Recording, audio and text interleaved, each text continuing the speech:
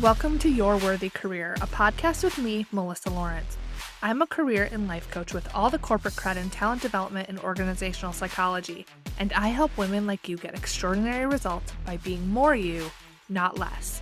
I won't just help you have a career experience worthy of you, but I will help you build your self-worth to shift what you think is possible and take the action that will create the career you've always wanted.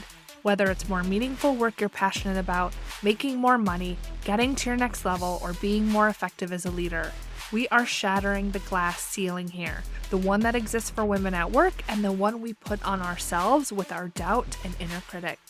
Each week, you will get practical teachings grounded in neuroscience and effective career development strategies. You'll experience deep mindset shifts and the perfect amount of woo so you can run your career with ease rather than your career running you. You were born for more, and I'm going to help you get there, with maybe a few dance parties along the way. Your up level begins now.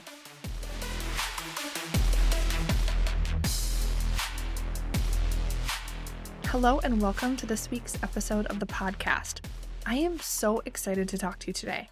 Today, we are going to talk about a somewhat controversial topic, and that is the state of the job market in the life sciences. Whether you're looking for a promotion or a new job, you're going to want to hear this. Now, a few weeks ago, I recorded an episode with a life sciences recruiter all about the state of the industry. If you haven't listened, I suggest that you check that one out. We talked about the reality of the layoffs and the reorgs happening this year and how to navigate the job market.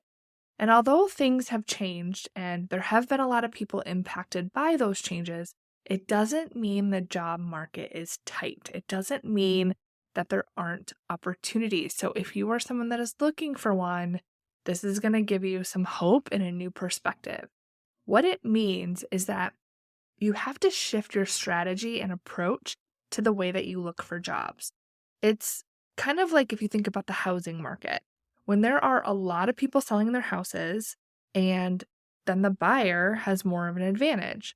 Sellers may be more willing to take buyers that aren't ideal. They may flex on the price more. They have to work a little harder to make their houses stand out. But then it can flip, and sometimes there are very few houses and a lot of buyers. In this case, the buyers have to do more work.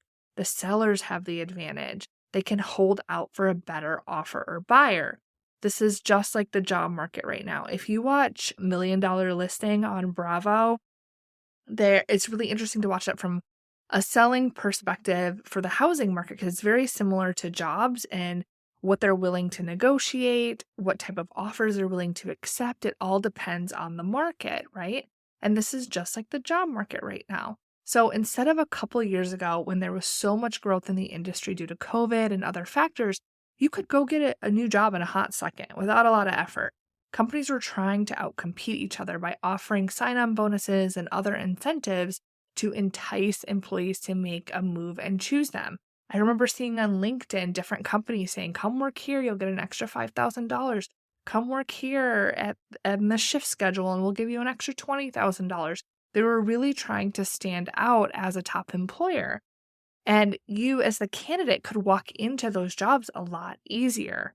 But that doesn't mean that the job would have been a good fit for you. So I don't want you to get confused on that because it's important that the job that you go into is actually a job that you want, right? So it's not just about having a plethora of jobs out there. It's about the quality of the job. So now, because the boom of COVID has died down and the normal turn of the industry where trials don't go as planned and things like that happen, and so companies need to restructure and pivot, there isn't a huge overflow of job openings, but that doesn't mean that there isn't opportunity. Another thing that I think is factoring into this is there are more people, especially after COVID, that are looking for a better quality job. The good enough job, the good job on paper, it's not just about salary. None of that is cutting it anymore. People want a job that feels aligned with who they are, that energizes them, where they know that they're using their unique talents and skills, where they're making a difference and have the culture that is also a good fit for them. Hybrid and remote working is becoming more of a non-negotiable. I'm seeing that all of the time with my clients. So you have this situation where there was an overflow of jobs, and now the life sciences industry has reset itself. And then you also have people who are being more picky in what they want, which is a really good thing. It's increasing your quality of life. So if you're thinking the job market is tight, it really is a bit of a misconception. It's a little bit of a way that your brain is kind of playing tricks on you. And so this episode is really about leveling that out and giving you another way to look at this. So there are plenty of opportunities. You as a job seeker are one, being more picky, and two, what you need to do is work harder to stand out. So in my group program, Beyond the Ceiling, we just had someone get a new job. It didn't take long at all. One of the members of the group also shared the truth that I'm sharing with you today, that if you ask some people, they say the industry is booming with opportunity and jobs. And if you ask others, they say it's tight. This is why I'm creating this episode for you, so you can see the bigger context and keep your motivation up if you're looking for a job right now. To give you a little bit more motivation, outside of my group program and my one-on-one clients, one of my one-on-one clients just moved to a new job with a pay raise and a $50,000 sign-on bonus. Another client just messaged me on LinkedIn this week that her company is creating a new role for her. These new jobs and pay raises are happening right now while you might be looking around thinking things are tight. And they're not any different than you. They're not more special than you, right? So here is my advice for you. If you are looking for a job and you're not seeing opportunities or not getting traction in your job search, I'm going to give you some things to do. And they're probably not what you're expecting. So number one is to spend some time thinking about what makes you unique. What is your competitive advantage over everyone else applying for the job that you want? How will you position yourself differently than everyone else who wants the same job or promotion? And I'm going to give you a story about how I did that with the housing market in the next one. Number two is get crystal clear on what you want and why. When you are interviewing and there are a ton of other candidates, the competition is higher. Confidence wins against competence every time. I'm going to say that again. This is a proven fact. There were studies done on this. Confidence wins against competence every time. It doesn't matter if you have the best resume. If you're not sure what you want or why you want it, it's going to be clear in your interview and the way that you talk about yourself and answer questions. If you're clear, though, on what you want and why, you're going to have a better outcome. Think of the housing analogy. Like when we personally bought our house that we live in now, it was when there were a ton of more buyers than sellers. We had already lost multiple houses. I wasn't going to lose this one. What I did is I wrote a letter to the sellers and sent a family photo and shared with them why their house was our perfect house. It got us the house. We actually got the house over other offers, even though we weren't the highest bid or highest offer.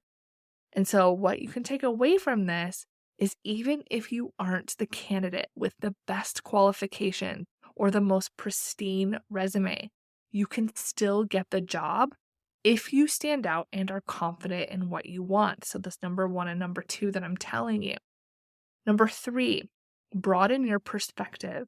Spend time with people who are happy in their jobs and can connect you with opportunities. When you're feeling down, spending time with other people who are also frustrated is just going to make you feel worse. You can even look on LinkedIn for people who are sharing job updates or hashtag new job to show your brain evidence that there actually are opportunities out there. Also, celebrate what is going well. It's easy to dismiss the recruiter who reached out to you because the job wasn't a good fit. But people reaching out means that you're marketable and in demand. If you turn down a job or you don't apply because it doesn't meet your expectations, whether it be because of the type of company or the commute, celebrate that. You are turning down jobs. It's not that there isn't opportunity. You're just trying to find the best fit or the right opportunity for you. And in this climate, especially if you're doing it on your own, it can take some time. You're being more picky. That's okay. Number 4, continue listening to this podcast. I have so many episodes on navigating the life sciences job market with everything from figuring out what you want to interviewing, to getting the job, and then being happy and being effective in it. I also have some episodes planned that are going to be coming up that are specific to making a job change. Number 5, if all else fails, get help. There are resources out there to help you. I am one of them.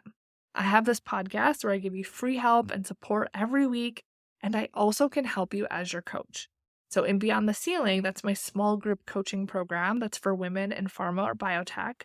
That is going to be opening up for enrollment again in February. This is the group that you want to be in if you want to figure out what you want next in your role and you want to get a new job fast. If you want to make changes fast, you want to go through a fast-paced program where you're going to get a lot of support and you're going to be with other women in the industry, that is the space you want to be in. So you can go to yourworthycareer.com/beyond and get on the wait list. I also work with a limited number of clients one-on-one. So if you're looking for something that's highly personalized, at your pace, private, then schedule a consultation call and we can determine if we're a good fit for coaching.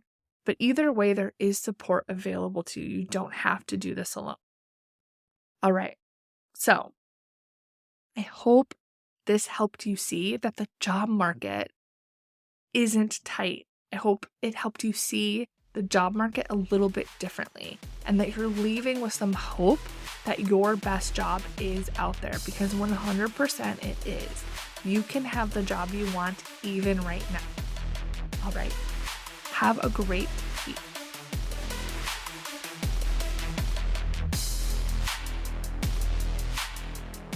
The episode is over, but your next level is just beginning. If you're ready to have the career that you really want, I invite you to schedule a coaching consultation to work with me, where you will identify a career path to your next step, build your confidence to tackle any career challenge, make more money, and work and stress less with my proven process. Head over to yourworthycareer.com to get started.